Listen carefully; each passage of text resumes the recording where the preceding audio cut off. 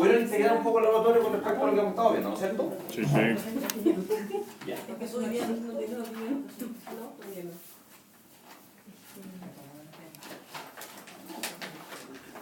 Sí. A ver, ¿por qué es importante analizar la sangre? ¿Qué piensan ustedes? ¿Qué saben? ¿Qué pueden indicar como concepto general primero, antes de entrar a analizar qué es lo que pasa?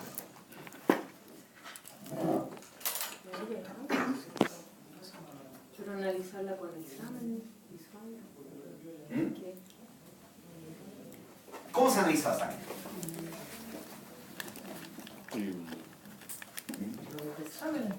Ya, examen sanguíneo. ¿Y para qué? ¿Para qué?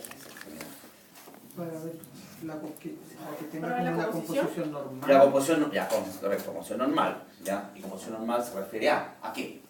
¿A qué se refiere composición normal? A ciertas concentraciones de proteínas, ciertas Ya, proteínas, ya, nutrientes, correcto. ¿Ve? Nutrientes, Ya, minerales. nutrientes, eso sí, enfocado a algunos nutrientes específicos, por ejemplo, La glucosa. glucosa, correcto, la glucosa porque es un nutriente bien regulado, Claro. ya, bien regulado. Albúmina, o sea, Ya. sí, la albúmina. Una proteína específica, Sí. también, correcto. Hormonas. Hormonas, correcto, hormonas que nos estaría dando el bagaje del mecanismo, ¿cierto?, fisiológico regulatorio hormonal, por ejemplo, de alguna situación específica fisiológica que después lo vamos a integrar cuando veamos la parte endocrina. Elementos figurados en términos generales. Elementos figurados en términos generales, ¿cierto? Las diferentes cosas. ¿Ah? Ya, perdón. Ya, correcto, eso se refiere a elementos figurados, correcto. Y por lo tanto, da un bagaje o una fotografía del momento fisiológico o eventualmente patológico de un individuo, de un organismo. Y por eso que es importante. Por lo tanto, primero vamos a analizar, o sea, lo vamos a analizar desde el punto de vista normal fisiológico, con algunos conceptos funcionales, etc. Y algunas ideas patológicas también vamos a ir tirando para ir tirando las líneas, ¿no es cierto?, de enganche con temáticas más posteriores también, que es importante de considerar. A ver. Ya, a ver, váyanme indicando al tiro sus nombres para antes que se me vaya el sistema. Peters, profesor.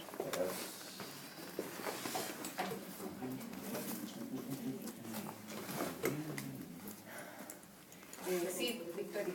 Sí. Victoria. Ahí van a poner los violas.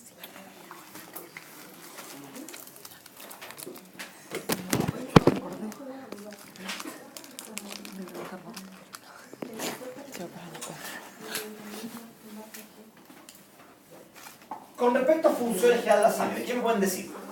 ¿Qué saben? ¿Qué pueden, ¿no es cierto?, indicar desde el punto de vista general? Función de transporte, digamos, fundamental. Correcto. Termorregulación, ya. Nutrición, creo que han leído bastante bien, perfecto. Ahora la pregunta siguiente es, transporte implica movimiento. ¿Y la sangre, por qué se mueve? ¿Qué hace que se mueva? El corazón. ¿Qué es lo que hace el corazón? Lo impulsa, es como la presión. la bomba del Ya, bomba, ¿de qué naturaleza? hidráulico. Hidráulica. Hay que tener cuidado con la palabra bomba actualmente porque es un poco sensible ese tema. Es la Y bomba. menos si están en el metro, por favor. Esto me hace, acuérdense lo que ocurría antes en los aviones. Cuando de repente, bomba y... Bueno, ya, bomba hidráulica, correcto. Bomba hidráulica. Por lo tanto, la sangre se desplaza por un fenómeno físico básico. ¿Cuál es? La presión. Presión hidráulica. Y esa presión hidráulica, específicamente, ¿no es cierto?, de la sangre se conoce como presión hidrostática, como ya hemos visto anteriormente. Ya. Ok. Y por lo tanto, ¿tiene importancia a su vez la composición de la sangre con respecto a esta función de bombeo? Sí. Claro, claro. Porque no es lo mismo, ¿no es cierto?, una presión o bien un trabajo de imprimirle presión a una sangre con un contenido fisiológico o con un contenido menor que lo fisiológico o con un contenido mayor que lo fisiológico. Y eso aborda a un fenómeno químico llamado viscosidad.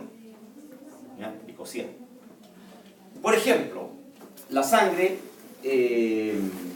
al disminuir su viscosidad, producto fundamentalmente del elemento que le da mayor viscosidad a la sangre. ¿Qué elemento le da mayor viscosidad a la sangre? La proteína. No. No. ¿Cuál? Los glóbulos rojos, porque son los que están en mucho mayor concentración.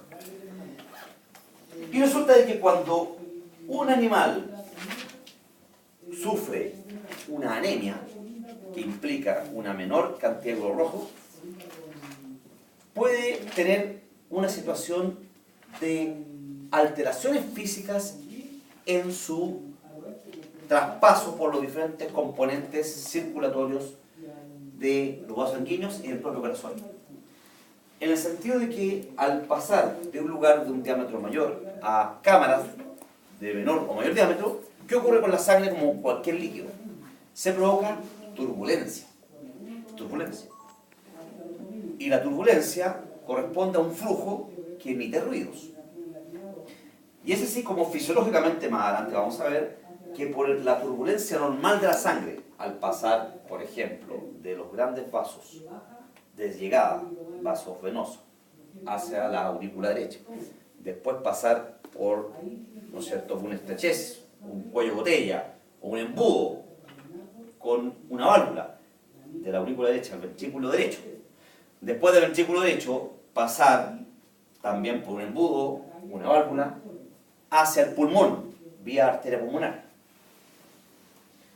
Del pulmón, volver al corazón, vía vena pulmonar, y posteriormente volver a la aurícula izquierda.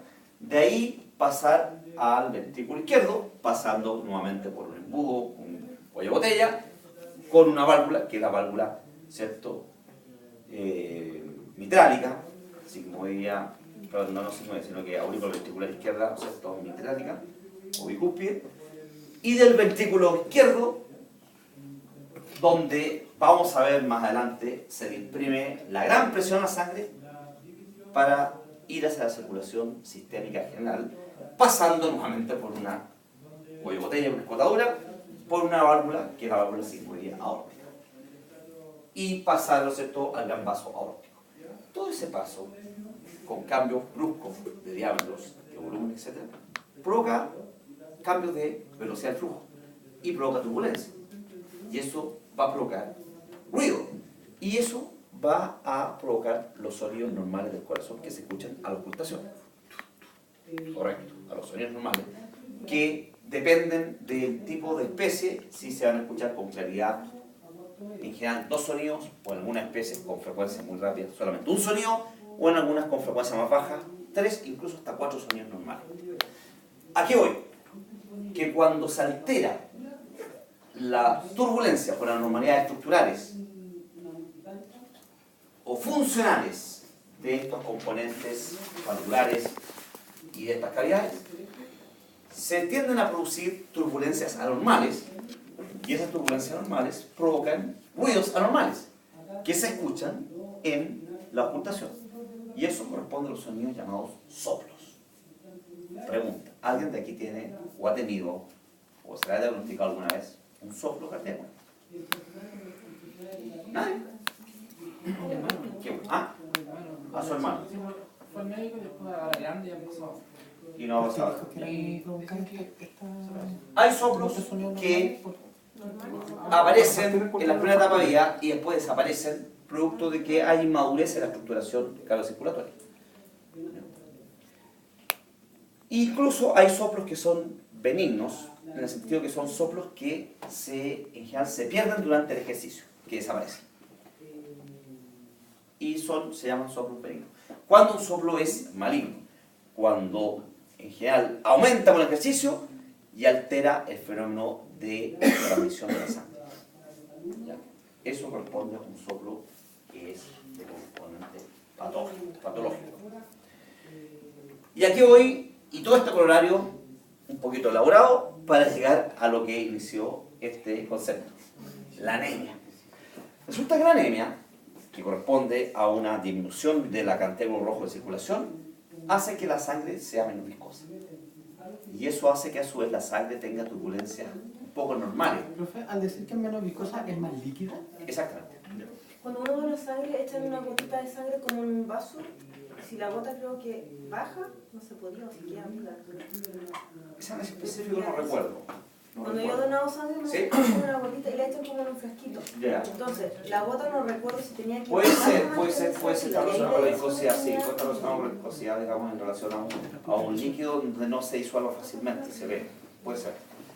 Puede ser una determinación rápida, porque a lo mejor en vez de hacerte un hemograma, que es el examen, ¿no es cierto?, celular, y determinar que está normal, a lo mejor con ese examen rápido se puede determinar inmediatamente si puede ser rápido o no, por ejemplo. Puede ser, sí. No recuerdo bien ese examen. ¿Ya? Por lo tanto, la idea es que al hacerse más líquida la sangre, se provoca una turbulencia un poquito anormal y ese provoca un ruido anormal que se conoce como soplo anémico. Por lo tanto, cuando Dios tiene una anemia, y anemia importante, eso sí, no una anemia pequeña, no confundirse, porque hay anemias de diferente magnitud. De hecho, la anemia menos evidente se conoce como anemia bordeante. ¿Qué quiere decir anemia bordeante? Que está en el límite bajo del globo rojo, cayéndose del límite bajo. Una anemia importante cuando está muy baja. ¿La borderline? ¿Es la misma? Exactamente, anemia bordeante. ¿Ok? Y por lo tanto el concepto ese de que al cambiar la viscosidad y hacerse menos viscosa, tiende a producirse un ruido anormal asociado al fenómeno físico básico que es, ¿no es cierto?, el proceso de presión. Y eso lleva a la famosa anemia. Y al soplo. Bueno,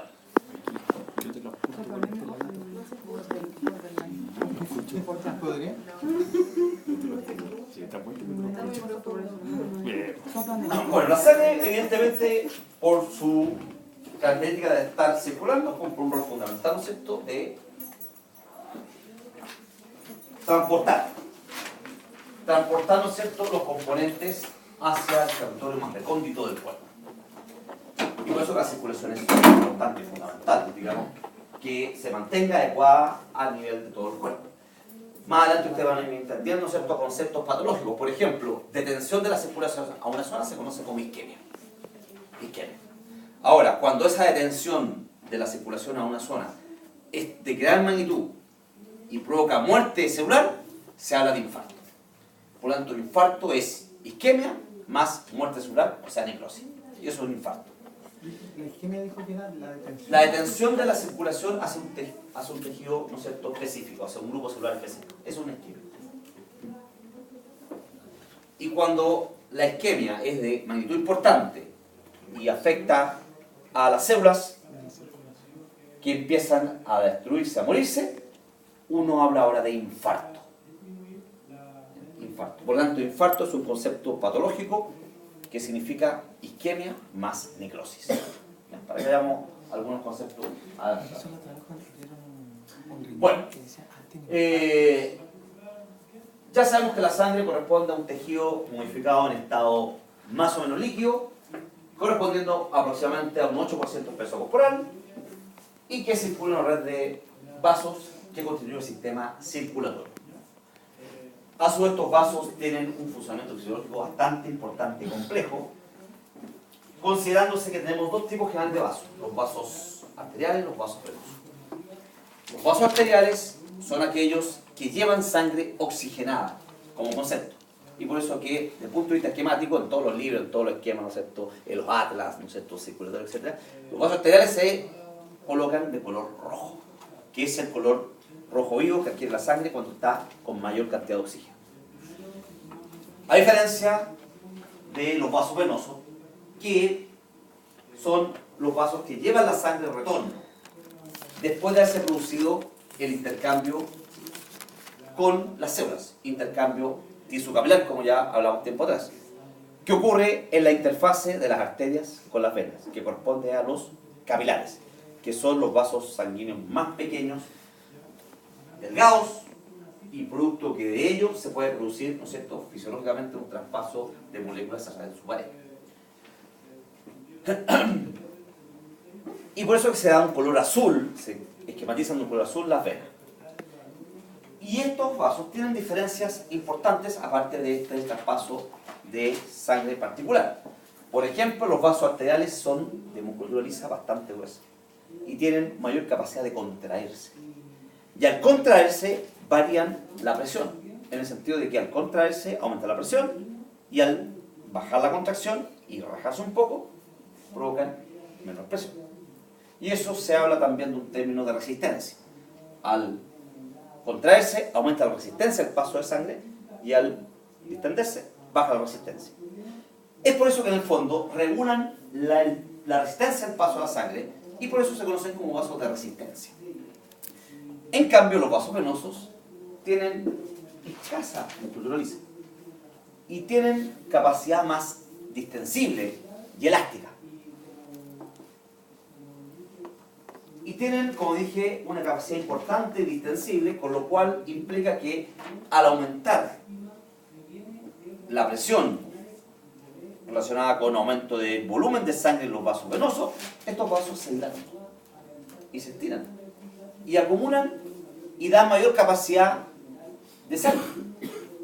Y es por ello que se conocen como vasos de capacitancia. Y de hecho, de acuerdo a esto, ¿qué piensan ustedes? Fisiológicamente, en condiciones normales, basales, con mínima actividad, ¿dónde se va a encontrar mayor cantidad de sangre? ¿A nivel de vasos venosos o a nivel de vasos arteriales? Arterial. No, a nivel de vasos venosos. A nivel de vasos venosos. Prácticamente el 70% de la sangre en un organismo en estado basal se encuentra a nivel venoso, ya sea en pequeños, medianos y grandes vasos venosos. Se dijo que los arteriales tienen la capacidad como de agrandarse un poco para que pase más sangre. No, eso son los venosos. Los arteriales son los que tienen mayor capacidad de contraerse. Y otra pregunta importante y conceptos globales importantes.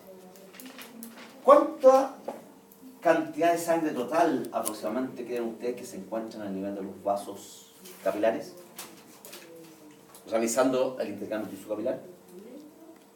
¿Qué porcentaje ustedes del total de volumen de sangre está a nivel de los vasos capilares en condiciones normales realizando intercambio tisucapilar? Para que tengan una idea, digamos. ¿Tienen alguna idea? ¿Se atreven a dar alguna cifra? No importa que haya una cifra y pues se equivoquen, no importa. No importa. 10. ¿Ah? 10%. 10%. ¿Alguien da más? ¿Alguien da menos? No, yo creo que más. ¿Te cree que es más? ¿Cuánto más? Me da la impresión que más porque los grandes vasos son muy identificables. Los capilares son millones y millones de superficie y en cantidad. ¿Y usted dice que menos? ¿Cuánto menos dice? ¿Dimensión? ¿Menos de 10? ¿Cuánto menos de 10? Tírate un número. Tire su número. ¿Cuánto eran las venas? ¿Cuánto fue? Más o menos 70%. 70%.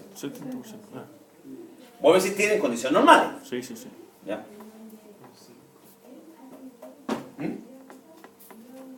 ¿Alguien se atreve a dar una cifra ya? ¿Un 5%? Correcto, un 5%. 5%. El 5% total de la sangre, en términos normales, se encuentra a nivel de los capilares realizando el cambio tisucapilar, lo cual es bajo. Pero a su vez se está renovando constantemente, en forma rápida. Entonces, por eso es que cuando se produce una mayor demanda nutricional de gas, de oxígeno, mayor demanda de retiro de desechos, como el CO, la sangre tiene que circular más rápido. ¿Y por qué circula más rápido? Porque el corazón actúa más rápido y le imprime una presión, ¿cierto? Más rápido. ¿Te das cuenta? Entonces está todo, ¿cierto?, relacionado a física, química y biología. arteriales? Vena. En venas. Bueno, Capilares. No, el 70. Ah, en vasos venosos. la sangre, para analizarla en condiciones in vitro, pero que se mantenga como en vivo, debemos evitar un fenómeno llamado coagulación, que vamos a hablar posteriormente. Y la sangre, cuando contacta con un, vamos a adelantar un poco, cuando la sangre contacta con algún daño de un vaso sanguíneo, se va a estimular localmente el fenómeno de hemostasia, en los cuales está incluido el fenómeno de la coagulación. Como usted bien dice, es una cascada. Importante que después podamos hacer concepto. Y a su vez, la sangre al contactar con cualquier superficie extraña, foránea, llámese un recipiente, llámese el piso cuando hay una hemorragia, o el mesón, etc., ¿qué ocurre con la sangre? Coagula. Coagula. Por lo tanto, si nosotros recolectamos la sangre en un recipiente y para analizarla en condiciones in vitro, pero como si fuera en vivo, ¿qué tenemos que hacer? La sangre no debe coagular y por lo tanto debemos añadirle un anticoagulante. En el laboratorio vimos, ¿cierto?, tubitos específicos para obtener muestras de sangre que no coagulan. ¿Se acuerdan qué color tenía la tapa de ese tubito? ¿Ah? Morado, lila, púrpura, para ser a veces un poquito más, ¿no es cierto?, cambiante en cuanto a denominar. Correcto. Internacionalmente, desde el punto de vista del laboratorio clínico, para obtención de muestras de sangre que no coagula, las tapitas de esta sangre, por efecto visual, ¿no es cierto?, tienen que ser lilas. Importante, se debe mezclar con el anticoagulante. Y esta mezcla debe hacerse adecuadamente en cuanto a proporción y en cuanto a intensidad mecánica. ¿Qué sentido? Que los tubitos tienen la determinación de cuánta cantidad de sangre hay que aplicar, ¿no es cierto?, extraer, y a su vez la mezcla debe ser inmediata y suave. ¿Por qué? Para no provocar un efecto traumático, lógicamente, de globo rojo y lisis traumática, lo cual no estaría alterando indudablemente el posible examen de la sangre en condiciones in vitro. Bueno, estos son los tubitos más utilizados en forma cotidiana en medicina veterinaria para muestras en animales propaderos, que son de un volumen de aproximadamente unos 3,5 u 8 metros. Este tubito es bastante más chico y si ustedes se dan cuenta también tiene tapalita, también tiene anticoagulante y se utiliza, y son bastante prácticos para muestras en animales pequeños donde cuesta extraer un volumen importante, por ejemplo gato o un animal pequeñito, ¿no es cierto?, un perrito chiquitito, ¿ya?, o alguna especie exótica chiquitita, ¿no?, donde medio ml, solo medio ml se, ¿no es cierto?, incorpora y no coagula, y así podemos hacer la determinación general de las condiciones, ¿no es cierto?, de sangre in vivo. Para ello, ¿qué vemos? Profe, ¿qué pasa si uno pone más o menos sangre en los tubos? Puede alterarse. Viene al vacío. Estos sí, vienen al vacío cuando tienen incorporado con una aguja en forma inmediata, que son normalmente para muestras en pacientes con tamaño grande. Producto que son agujas, ¿no es cierto?, grandes, para, por ejemplo, en un equino, ¿no es cierto?, acceder, ¿no es cierto?, a la tabla del cuello, a la yugular, lo mismo con un bovino, o un perro grande, por ejemplo, ¿no es cierto? En humanos también se utiliza, pero he visto, digamos, que no se utiliza con tanta frecuencia como yo he visto, porque últimamente he visto, por situaciones personales, varias muestras de sangre. A mí no me han sacado, sí, la vez pasada me sacaron, sí, pero me sacaron más con jeringa que con... utilizan más las jeringas. Sí, no sé, yo he visto también sacar, pero también, curiosamente, en los últimos 2 años he tenido mucha experiencia propia o cercana de extracción de sangre para exámenes, y no he visto que sean todas con, sino que usan mucho la jeringa. ¿Ok? Bueno, tu pregunta, indudablemente que es importante seguir los estándares, ¿no es cierto?, de protocolo en cuanto a cantidad. Si es poca, puede, ¿no es cierto?, tener un efecto de falsear un poco o alterar un poco los resultados, al igual que si es mucha. Y si es mucha, incluso puede ocurrir que a lo mejor, al ser tanta, no se mezcla bien y se coagula. Y eso ya te impide, ¿no es cierto?, buscar esa muestra. ¿Ok? Por lo tanto, eso es importante analizar. El morado para hemograma. Claro. ¿Sí? Claro. A ver. En el sentido de que la sangre para análisis in vivo se utiliza para poder analizar la cantidad de elementos figurados. Cantidad de glóbulo rojo, cantidad de glóbulo blanco, cantidad de plaquetas. ¿Ok? Y a su vez, para analizar un componente importante, bastante importante, como vamos a ver, de la parte líquida de la sangre, que corresponde al plasma y que corresponde a las proteínas plasmáticas. ¿Ya? Determinación que es muy sencilla y nos puede decir mucho. Insisto, la determinación de las proteínas plasmáticas es muy sencilla y nos puede decir mucho. Lo vamos a ver en el práctico 2. Pero me explico. La primera determinación general que uno puede hacer, que incluso no requiere un recipiente tan grande, porque existen, desgraciadamente no tengo, se me quebró el último que tenía, existen unos tubitos pequeñitos, llamados tubos de microhematocrito. Estos tubitos son delgaditos y también tienen anticoagulante y se pueden aplicar directamente a un vaso sanguíneo pequeño que esté goteando y se llenan con unas pocas gotas. Ese tubito se centrifuga. Al igual que este tubito, o este, o bien se deja descansar, se deja decantar. Y en unas condiciones normales, la sangre se va a separar en dos fases: el pellet y el suenante. ¿Cómo? El pellet y el suenante. El pellet va a corresponder a los elementos figurados. Principalmente, ¿cuál? Los glóbulos rojos. Y por eso que tienen una apariencia macroscópica roja. Profesor, pero si están con anticoagulante, uno cuando los centrifuga igual se separa, igual coagula. No, ya. Y vamos a entender por qué después. Ya no es. Al accionar anticoagulante, no coagula y no coagula más. Esa muestra sangre. Pero ya al centrifugarlo, está diciendo que eso se mete a la centrífuga Sí, y se separa. sí, en eso. Pero no quedan coagulados los... No, decanta.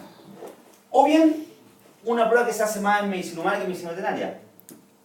Se dejan decantar, se dejan reposar. Y se analiza una determinación conocida como eritrosedimentación. O sea, cuánto se demoran en sedimentar el rojo. Que en mediterráneo no se utiliza mucho, más en medicina humana. ¿Ok? Bueno, es una centrifugación especializada, o sea, no cualquier centrifugación, es centrifugación a RPM característico, ¿no es cierto? Tiempo dado también. ¿Ya?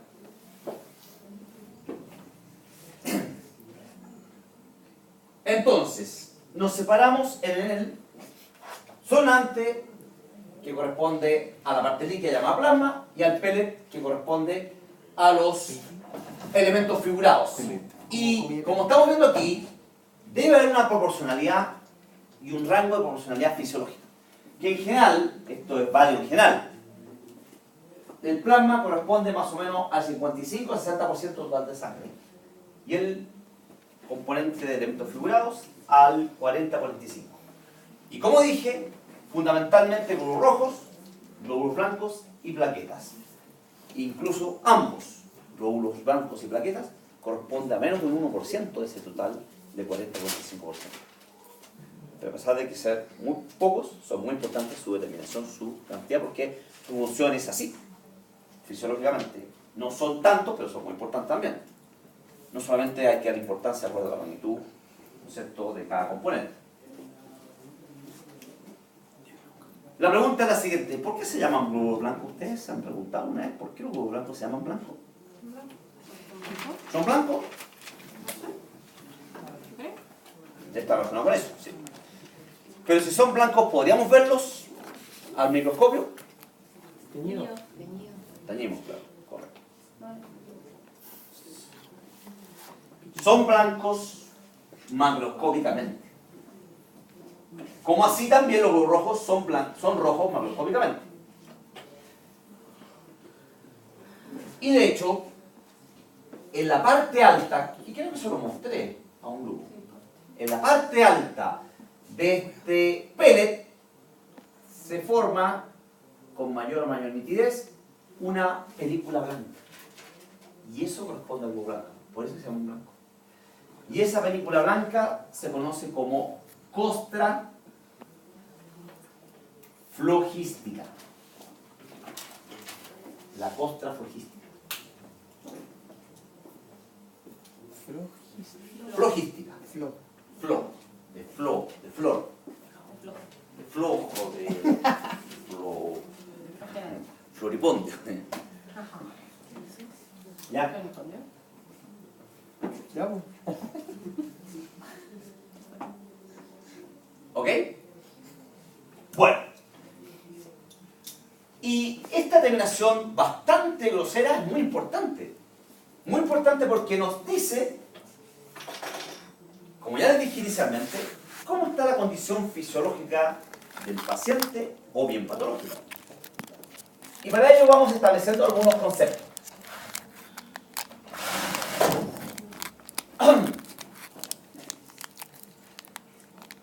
Hematocrito o volumen globular. ¿A qué corresponde? El porcentaje de elementos figurados de una muestra de sangre.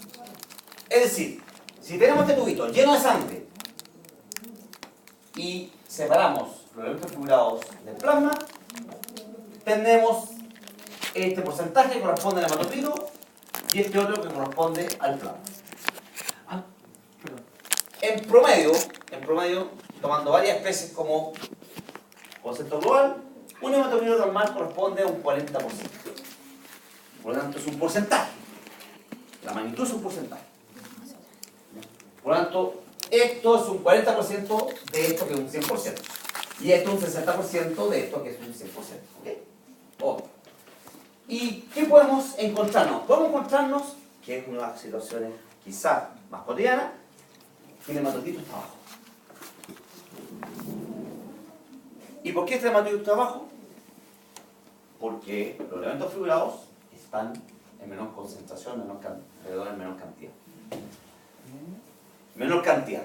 ¿Y qué significa eso? Significa, concepto global, anemia. Por lo tanto, inmediatamente yo puedo, con un examen sanguíneo muy rápido, y como yo dije, incluso, como vamos en el práctico, con un tubito más chiquitito, llamado microhematocrito, y ahí viene el término microhematocrito, yo puedo inmediatamente decir, uy, este paciente está anémico. Y puedo saber incluso si está ligeramente anémico o muy anémico. Incluso de repente uno puede mirar un paciente muy crítico y uno dice, chuta, este paciente no sé cómo está vivo. Lo mira y se muere. No lo ocurrió. ¿En serio?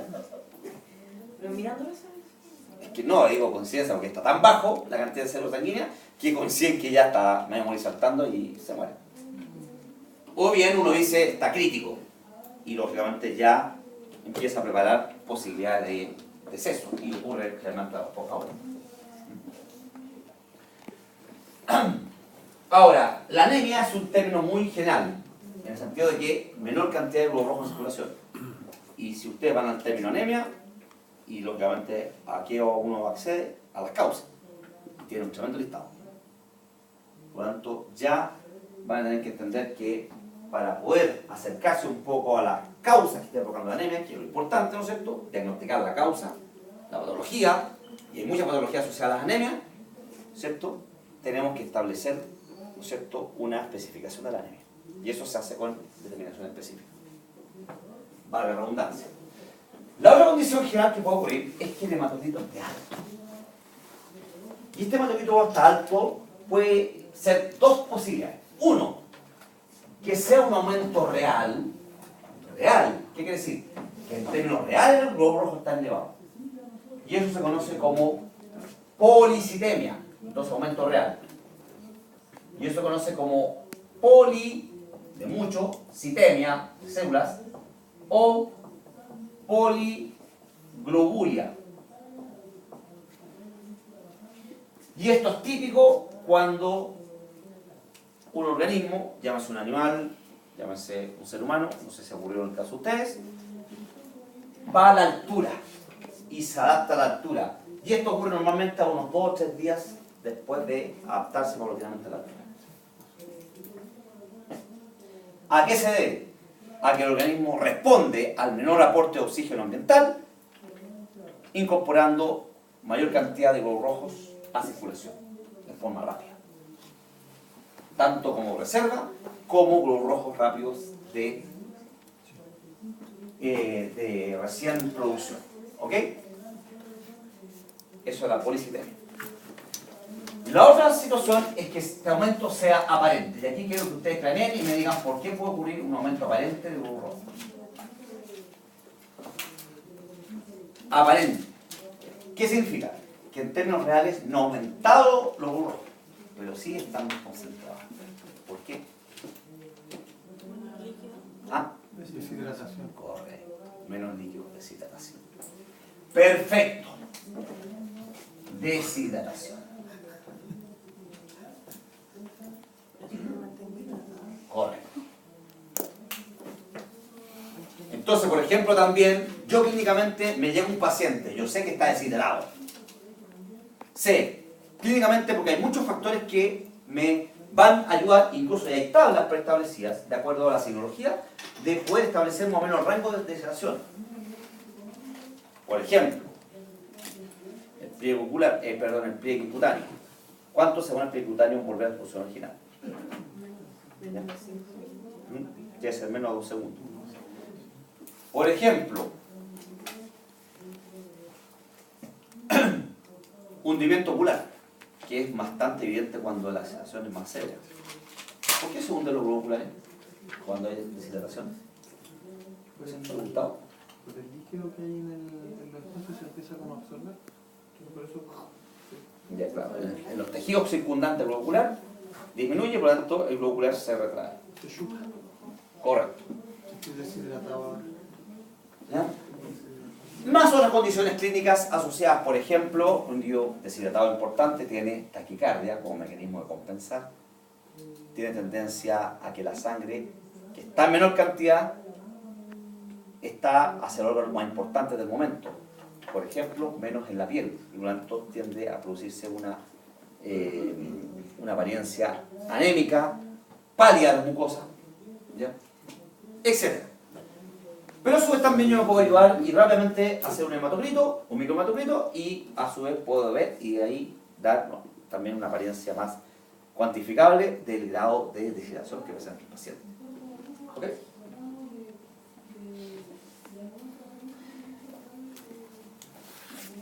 Entonces, por ejemplo, diferentes situaciones que pueden darse. Primero, concepto general. Todo examen sanguíneo debe realizarse en condición de ayuno. De ayuno mínimo de 8 horas. Máximo, ¿cuánto creen? 12 horas. 12 horas. Y hay algunas determinaciones que máximo, ya muy específicas, sanguíneas, pero quizás no con una sangre como esta, 12 horas, 10 horas. Depende un poco de la determinación, pero en promedio mínimo 8 horas y máximo unas 12 horas. ¿Ya? ¿Qué condiciones podemos encontrar? Por ejemplo, aquí tenemos la condición normal, ¿no es cierto? Donde normalmente el hematocrito es de un 45, 40-45% y un 60-65% de 55-60% de plasma. Y otra cosa importante, el plasma. ¿Cómo debe ser el plasma? Primero, transparente, totalmente transparente. Y segundo, incoloro o ligero tinte amarillo, que puede ser de mayor o menor intensidad dependiendo de la especie. Por ejemplo, la especie equina, el tinte amarillo es un poquito mayor. Pero ningún otro color, ni menos un color rosado. Porque si hay un color rosado en el plasma, ¿qué implica? Hemólisis. Implica que hay hemoglobina dispersa normalmente en el plasma. Por lo tanto, eso nos lleva a que el laboratorio nos rechace. Por ejemplo, y ocurre mucho cuando no tenemos una muestra adecuada, o bien no se procesa y no se envía en forma adecuada. Que a veces llega, ¿no es cierto? Uno está tranquilo y de repente llegan y sabe que la muestra no se pudo procesar porque la muestra estaba hemolizada. ¡Bum! Sonó. Y de repente una joda de repente porque costó tomar la muestra, y sobre todo cuando cuesta tomar la muestra, uno está rezando para que la muestra sea buena. Muchas veces. Sobre todo pacientes complicados, por ejemplo, un gato. Gato. Se lo manda un gato de repente y una cantidad de gato. Y vamos a sacar una vez un gato me hizo jugar la gota gorda, un gato. En primer lugar, tomar al gato paseante en la O sea, noche. enrollado, digamos, todo para que no muerda, no rajuñe, sacándole la mano, poniéndole cinta, tironeándole con cuidado, porque a mí me gusta esta avena, porque esta avena es la mejor, ¿no es cierto?, porque es recta y si se mueve tiene la posibilidad de sacar, pero esta interna, olvídense, esta es cuando los gatos están anestesiados, por tanto, o si no, eventualmente la yugular, ¿ya? Y ahí hay que afirmarlo con más intensidad y hay que tener más cuidado porque el gato cuando lo afirma mucho con intensidad, el gato, ¡pum! Y ahí quedó el gato. Sí, se muere. Que los gatos hacen hipertermia maligna y un paro cardiorrespiratorio agudo. Y a veces no se puede sacar. Hay que tener cuidado. ¿Hacen hipertermia? Hipertermia maligna, sí. Se sube la temperatura y paro cardiorrespiratorio. Ocurre en todos los felinos en general. En todos los felinos. Grandes felinos. Y pequeños felinos. Profesor, ¿qué es BPC? ¿Ah? BPC, todo estoy leyendo. BPC es el volumen poblacional de corpúsculo, en el fondo, otra denominación, que en el fondo es el VGA, o sea, el volumen globular.